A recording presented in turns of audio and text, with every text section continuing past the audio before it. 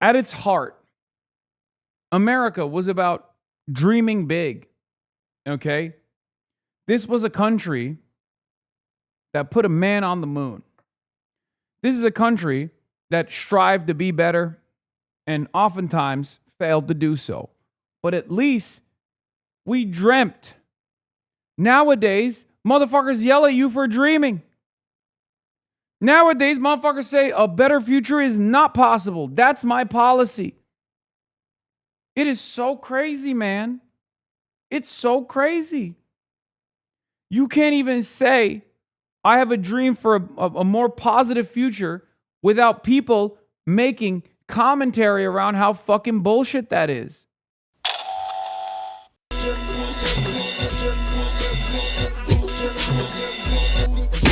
What gives? Антисемитизмом называется распространение вражды к евреям.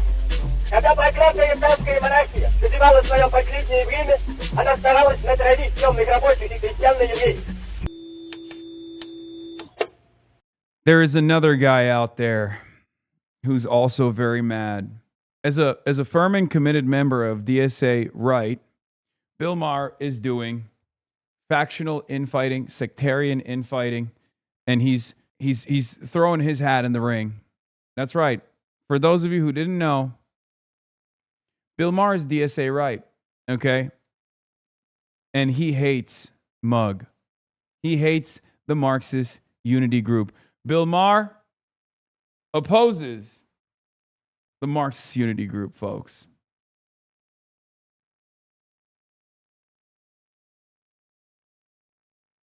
Gutfeld had a clip about me too. I know. All right, we'll get to Bill Maher in a second, but before I do that, yeah, there's another angry Fox News rant. This time from another armchair consultant for the DNC that happens to be on Fox News, Greg Gutfeld. Pussy about it. You tell them, you're an idiot, get out. Stand up for kids. Like, what about the children? You let them go. Stand up for families, actual families, not, interesting families. Citizens, not criminals and perverts. You need, as a party, to shift emphasis away from the lawless to the law-abiding. Stop offering validation to people like Hasan Piker. You need to stigmatize Hasan Piker. You do not elevate their insane expression. Isn't this interesting? What the Democrat Party lacked was high-profile criticism. And what that did was it reinforced this foothold of radicals once they got to the attention they wanted. And that is the big tent lie. You lowered the barrier to entry without creating any obstacles, and now you're screwed. Saying criminals and perverts, Democrats need to oppose criminals and perverts. Yeah, we are. Okay? And not just the Democrats, but pretty much everyone that's not a Republican is directly in opposition to criminal perverts, like the fucking president. Okay? Like the goddamn president, motherfucker. What do you mean, criminals and perverts? You love... Criminal pervertry is the name of the game for the Republican Party. Grand old pedophiles, grand old perverts party. They know this gets you juiced up. Yeah, this does get me juiced up. All right. Yeah. Hey guys, just some reasonable critique here from Greg Gutfeld, who literally said we need to reclaim the term Nazis for ourselves. That's the guy who's giving advice to the Democratic Party. Yeah, we should really listen to this guy. Anyway, I know the mugheads in the chat are excited about mug mention, which, when I saw it, I was shocked by it too. Because, getting into, different DSA caucuses is so funny to me. Like, Bill Maher knowing that there are different caucuses out there within the DSA is hilarious. Anyway, so this banged on Twitter, of course. Bill Maher, once again, positioning himself as, eventually leaving the left. He's going to do the why I left the left shit. He's just, getting ready for it. He's trying to get everybody ready for it. Like this is going to be a big surprise when it happens. Why I left the Democrat Party. from Bill Maher. And finally, new rule: Donald Trump has told 1 trillion lies, but when he says the Democratic Socialists of America are actually communist, that's not one of them. And it's not hard to prove it just by quoting the DSA and their candidates. It gives me no pleasure to have to do this. I'd much rather keep going the good vibes from. This is so good. Look, I'm gonna keep it $1.50 with you, okay? For all the DSA cadres in here, for all the DSA folks in here, take one thing from me, okay? What do I always say? Whenever people ask me this, I always say, look, I don't self-describe as a communist, but I have no issue with the moniker. This is your opportunity to also do the same. And if you're a communist, even better. But if you're not, and you're like worried, oh no, they're calling us commies, they're calling us communists. They call everybody communist. Okay? The Republicans call everybody communist. They call Nancy Pelosi a communist. Who gives a shit? Who gives a shit? It's no longer the Cold War. Okay? It's no longer the Cold War. The dynamic is changing a lot. So this is your moment, your opportunity to not back down from these sorts of statements. Do not fall for it. Double down. Double down. Be like, what's wrong? What's wrong? That's a decent end goal. I think so. My summer vacation. I had an awesome one, by the way. I totally got a girlfriend at Bible camp.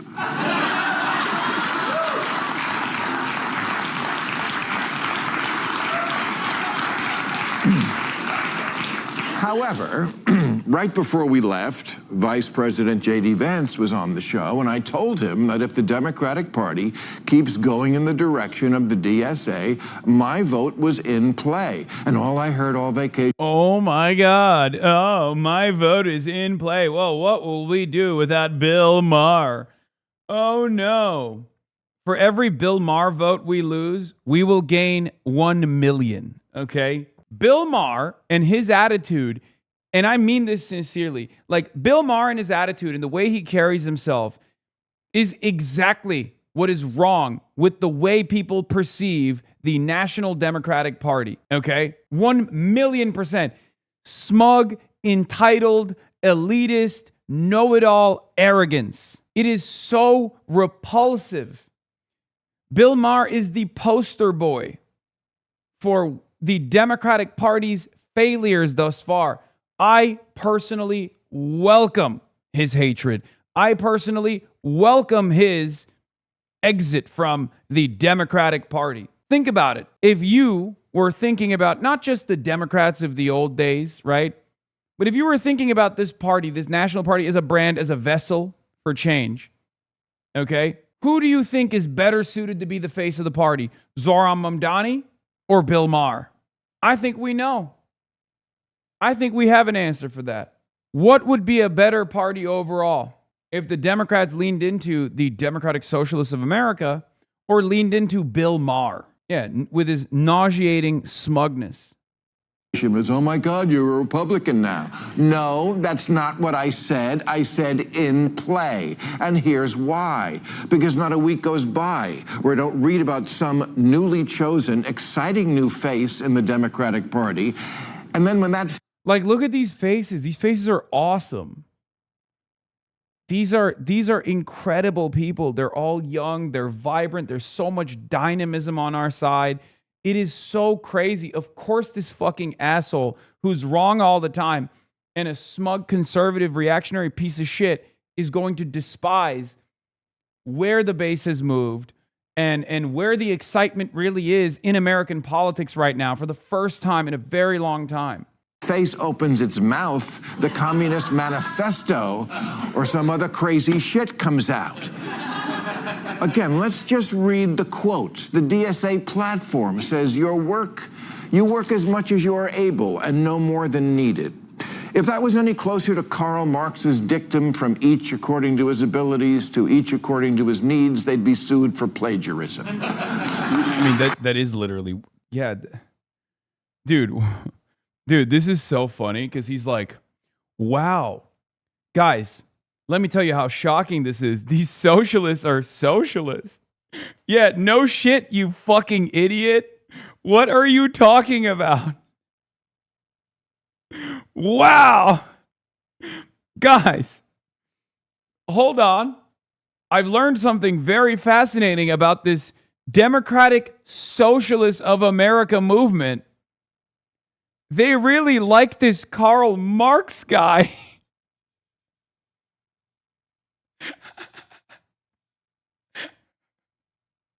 What? No. Are you serious? What are you, crazy? What? What a revelation. What?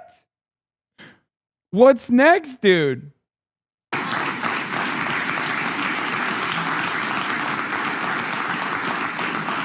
Not to leave any doubt, New York Mayor Mondani once tweeted Karl Marx's words exactly. They're not trying. No. You mean to tell me Zohran Mamdani is a socialist? What? Guys. I'm panicking.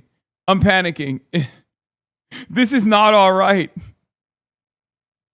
This is not all right that the guy who calls himself a democratic socialist, who has found his organizing home in the Democratic Socialists of America,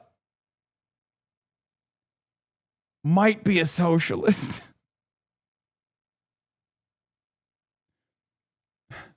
Trying to hide it.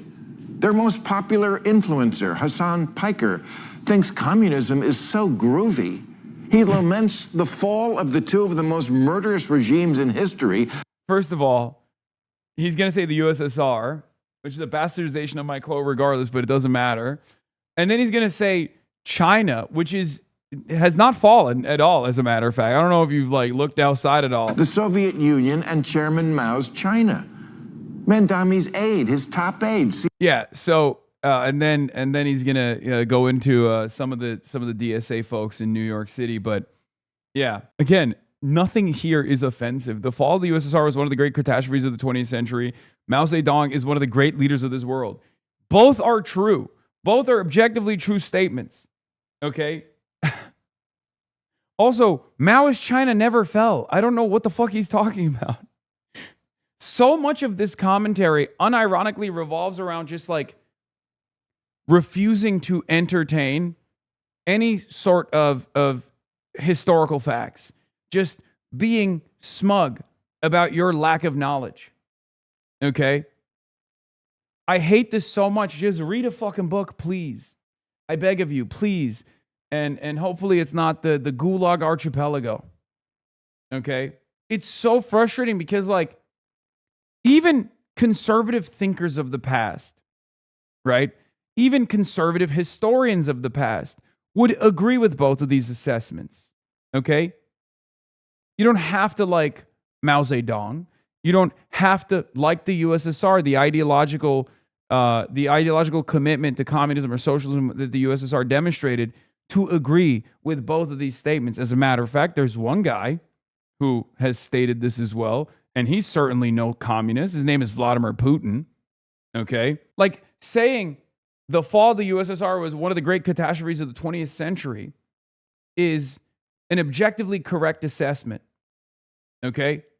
That's it. You don't have to like the USSR to feel that way. The posture that it did not lead to so much death and destruction in Russia, in the Soviet bloc, is silly. It's just a historical fact. Child prostitution, diseases of despair, life expectancy plummeting, sex trafficking increasing, sex trafficking of children increasing from the Eastern Bloc countries. Yeah, I am not a Maoist. I know people get mad at me for it. I'm not. But it is objectively true that Mao Zedong and his contributions to global affairs, to history, is plenty. He is a great man of history.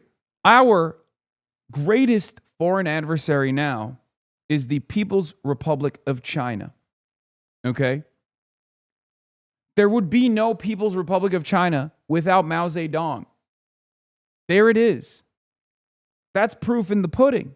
This doesn't mean that you subscribe to everything that took place in the assessment of Mao Zedong. Mine is not dissimilar to that classic trope that I deploy every now and then that I paraphrase and mess up. Oh, yeah. Here it is. Had Mao died in 1956, his achievements would have been immortal. Had he died in 1966, he would still have been a great man, but flawed.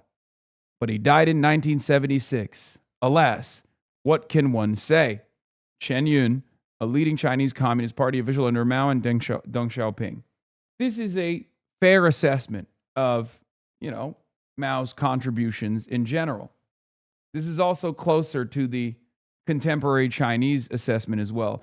It sometimes changes with the attitudes, with the cultural attitudes, with the political modes of governance where, sometimes they lean heavily into Mao.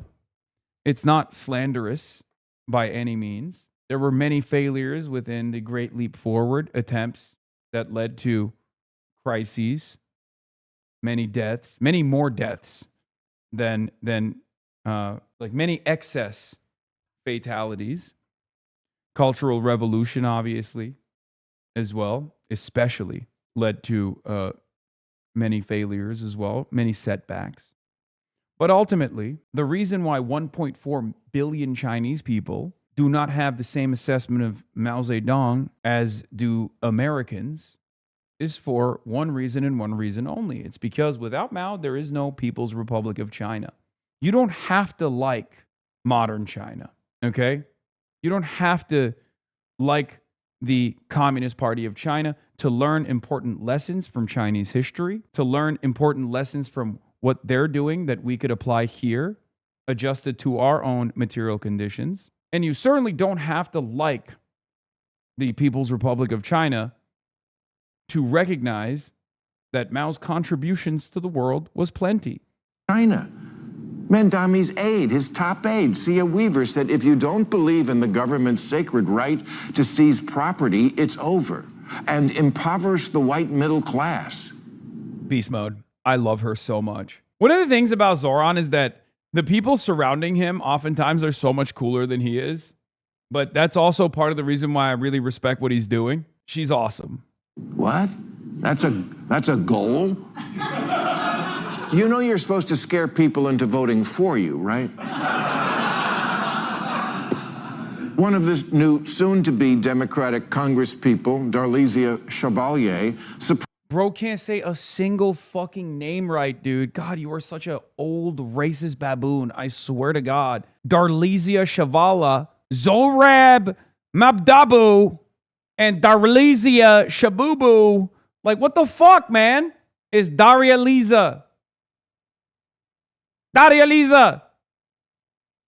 Supports seizing all properties from landlords and said, seize the means of production. Mandami has said the end goal is seizing the means of production. I think they want to... Wow. Guys, again, first with the Karl Marx quote, I was a little confused. Okay? First with the Karl Marx quote, I was like, well, that's making me a little uncomfortable. But now they're saying the end goal is to seize the means of production. Guys, these socialists sound quite a bit like socialists. And I'm beginning to not like what I'm hearing. Really messed up. Really messed up that they're saying socialist things. Seize the means of production. Now, maybe you missed that in school or missed school altogether, but that's communism. That's communism, which we tried, and it doesn't work. We tried. We tried communism, and it doesn't work. When did we try communism? Everybody knows communism doesn't work. Bitch, we live under capitalism, okay? And the reason why, despite years and years of propaganda and successful initiatives to completely thwart and destroy the socialist movement in this goddamn country, people are finding themselves more sympathetic to this ideology once again at the heart of empire, at the heart of capitalism in the United States of America is because capitalism is fucking failing. It's not because there are incredible spokespersons for communism or socialism in this country. It's not because of me, you know. It's not because of others. It's not because of Zoran Mamdani either, right? It's because people are arriving at their own recognition that capitalism has failed for them and it's getting worse, okay? That's it. That's it.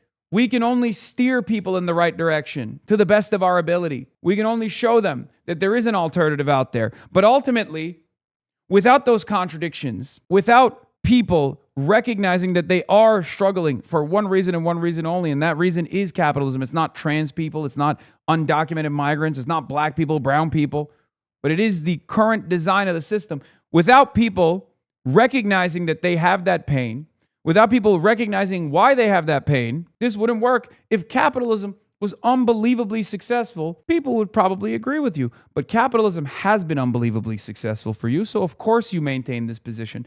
But the masses do not have a $100 million contract from HBO to smugly speak about how everything is actually fine and we should be more ruthless to marginalized communities on a nightly basis. People don't have the same cushy gig that you do. Parties can change sometimes, you know. You have to keep up. Who freed the slaves? Republicans. Lincoln. Oh my God. Oh my God. Oh my God, the pivot. Okay. Who was corresponding with Abraham Lincoln? His name was Karl Marx. Okay? That's right. Karl Marx. That guy. The Republican Party, the party of Lincoln, was literally created to abolish chattel slavery in the South and wage slavery in the North. Are you really going to say that that is the current contemporary Republican Party?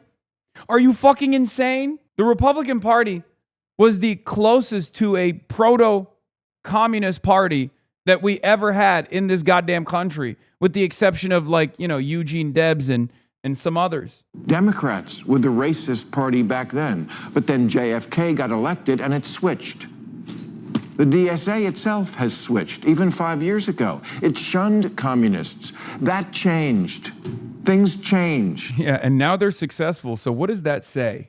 Much to think about. Much to think about, Bilbo. So he's also not right about this regardless, but what he's actually pointing to, but not doing it correctly, is like that, yes, DSA at its inception was an expressly anti-communist institution, okay? DSA was openly anti-communist. That's what it used to be. Except it was also fucking irrelevant until like 2016.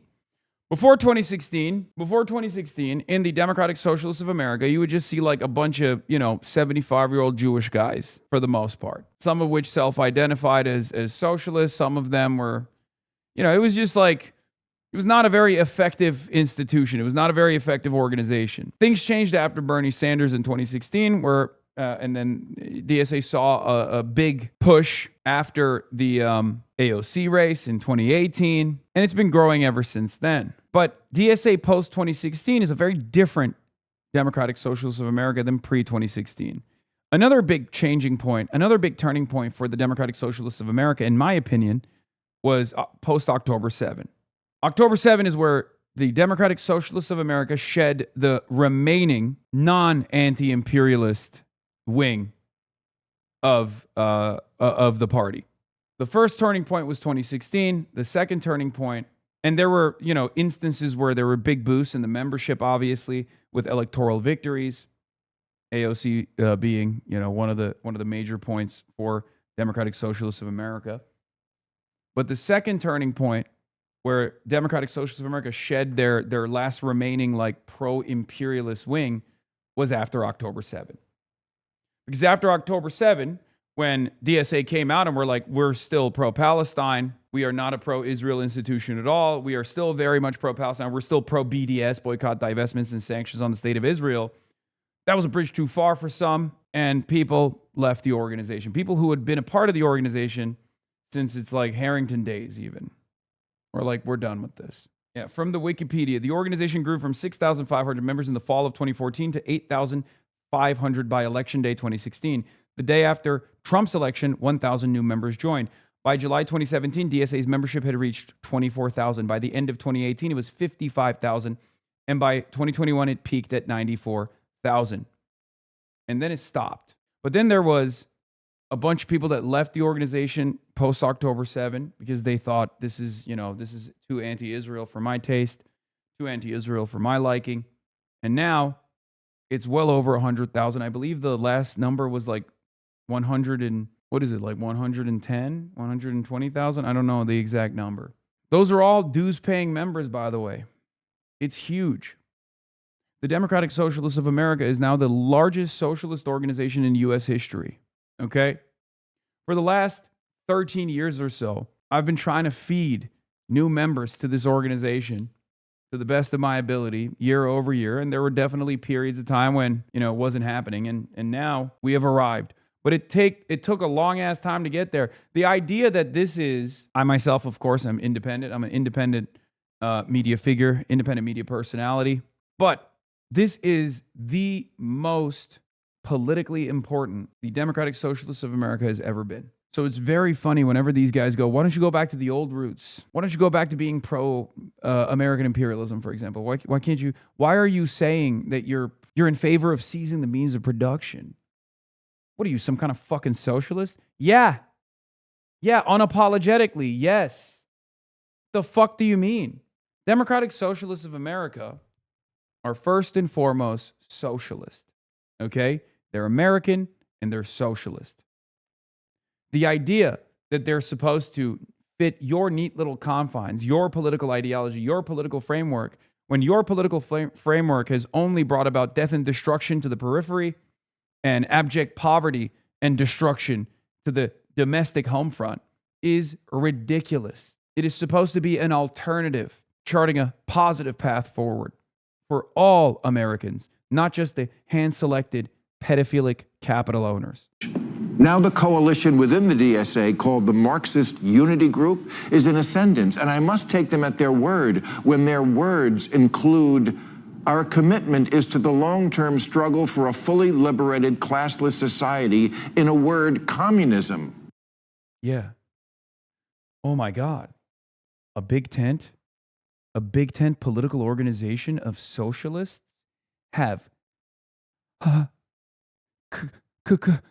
communists that are fighting for a classless society? Oh!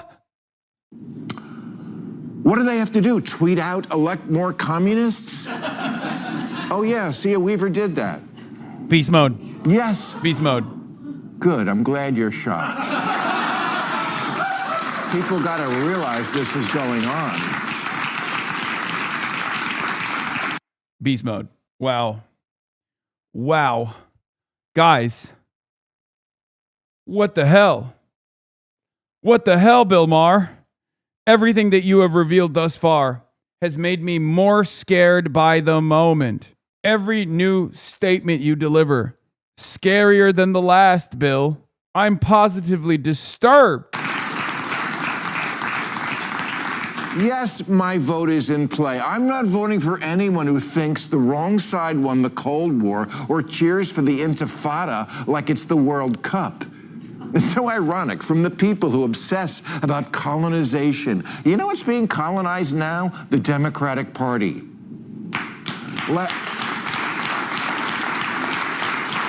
Classic reactionary thought, by the way. The Democrats are being colonized by what? Lifelong Democrats realizing that there is a socialist alternative that they subscribe to? Wow. How is it any different than when Republicans say, oh, the real colonialism, oh, you're talking about colonialism. The real colonialism is when Mexicans cross the border. That's not colonialism, you fucking jackass. It's called people changing their minds. I know that's a shocking revelation for your smug, entitled ass. This month, 2 Democratic congressmen released an open pledge they wanted their fellow Democratic members to sign. It said, "We are capitalist, not socialist. We want safety, not lawlessness. We are proud, not ashamed of America." These should not be hard words. Yeah, sorry, big dog. The first line is ridiculous. The next two, that's fine. Okay? I hate this shit. I fucking hate when Democrats do this kind of like silly messaging bill. They do it all the time. They do it all the time when they're like, oh, we're signing on a pro-capitalism bill. And Democrats have done it for years. I despise it. Okay? I despise it. It's so dumb. Especially because, guess what? Republicans are going to call you a communist anyway, you fucking dingus. They never stopped. And it's not like they stopped after you signed 700 other bills that are like, whoa, the Democratic Party are capitalist. For a congressional Democrat to sign on to, you know how many did? 8. 8 out of 212. Guys, really, there's got to be an easier way to lose the swing states.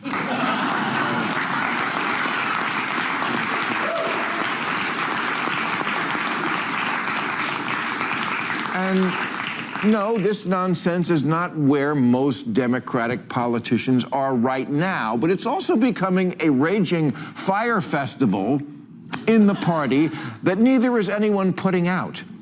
People are actually getting elected now who literally don't think we should have police or prisons or borders. And again, they're not lying about who they are. The media is. Ask Ms. Chevalier about the border. She says, yes, literally abolish the border. You know, if you call a woman a whore and everyone gasps, and then the woman says, oh, no, he's right, I'm literally a prostitute.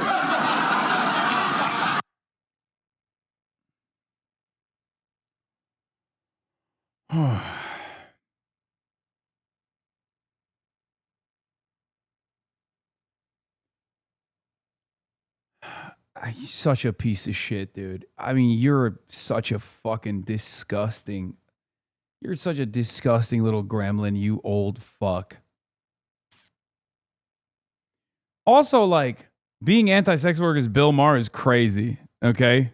There's no one in Hollywood that loves prostitutes more than fucking Bill Maher, so I don't know what the fuck he's going off about. Jesus Christ. Believer. This crowd literally wants to get rid of our form of government, the Senate, but also, and I quote, replace the president and Supreme Court with an executive and judiciary chosen by and subordinate to Congress. Yeah, no biggie. Just taking the very essence of our government, which is 3 branches checking each other and shit-canning 2.5 of them. Who could be this nuts? I'll tell you who. Morons who are still wearing COVID masks in 2026.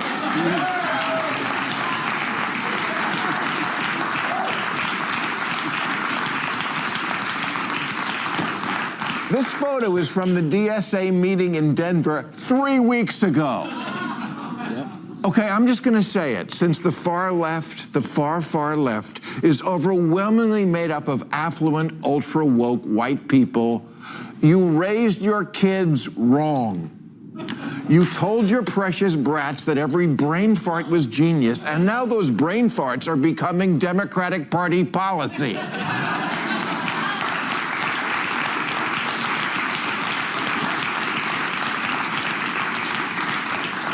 Francesca Hong, yet another major Democratic candidate who's all in on abolishing the police and is running for governor of Wisconsin, says, I think that my perfect world would be a world without prisons because we all see the humanity in one another and then we know nobody's disposable.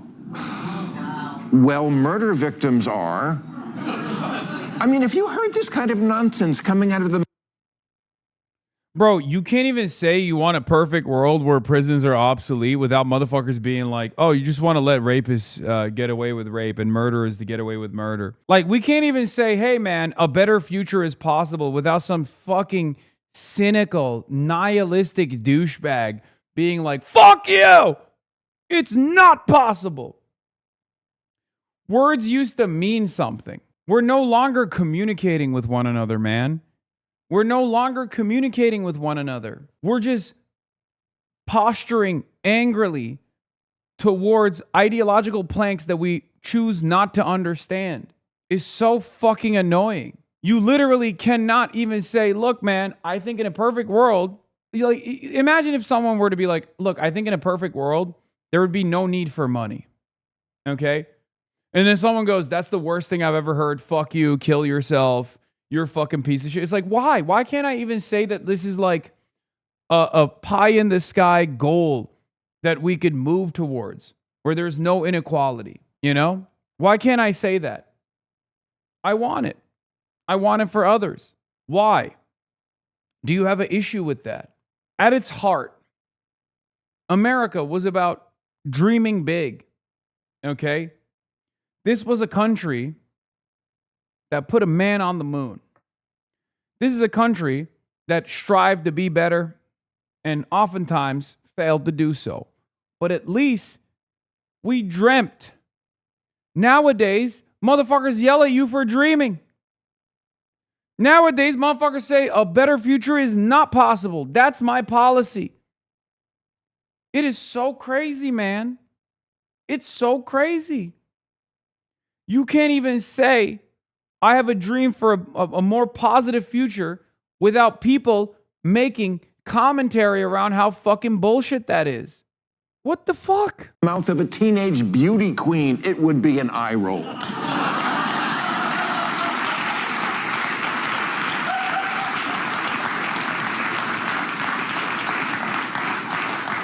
No wonder that the most true blue Democrat ever, James Carville, says, there's just some shit I can't be in the same tent with.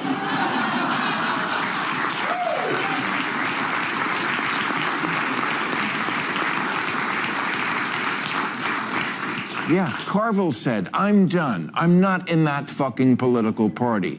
Now, Gavin Newsom disagrees. He says he's good with it because the party is a big tent. Well, you know what else you find in a tent? Clowns.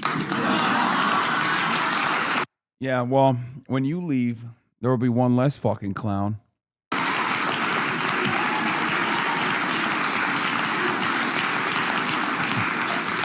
It's so funny. So many liberals shit themselves every time.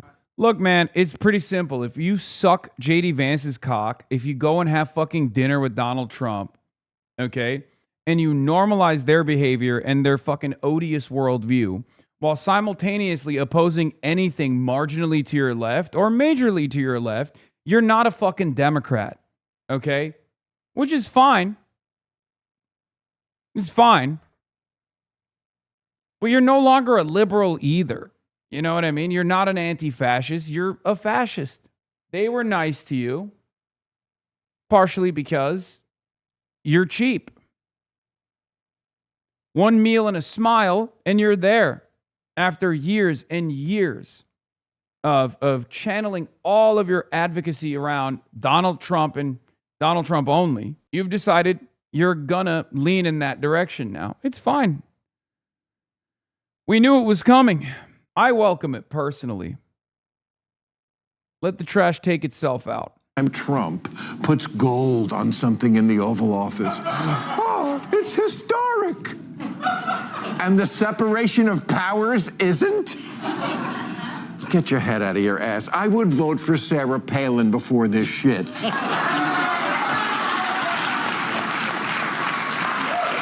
Yeah, I mean, exactly.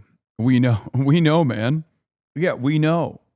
I don't know why this is like, it's really funny that this is like presented as a fresh take. You know what I mean? Wow.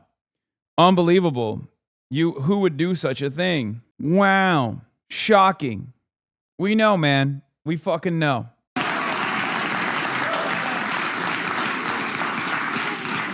She's a bimbo, but if you asked her to come up with something she likes about America, she could do it. You betcha.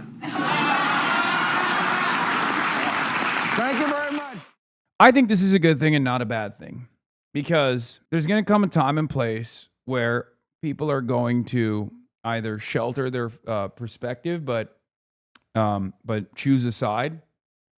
And I would rather have the likes of Bill Maher, especially such gross, such repulsive, arrogant monsters like Bill, openly state which side they are on. Okay? It's that simple.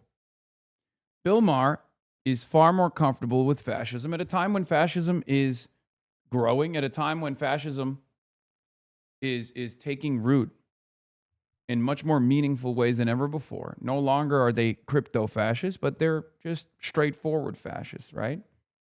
That's what Trump 2 has brought us. Bill Maher leaning in that direction is unsurprising. I don't think he'll be able to bring a lot of people with him.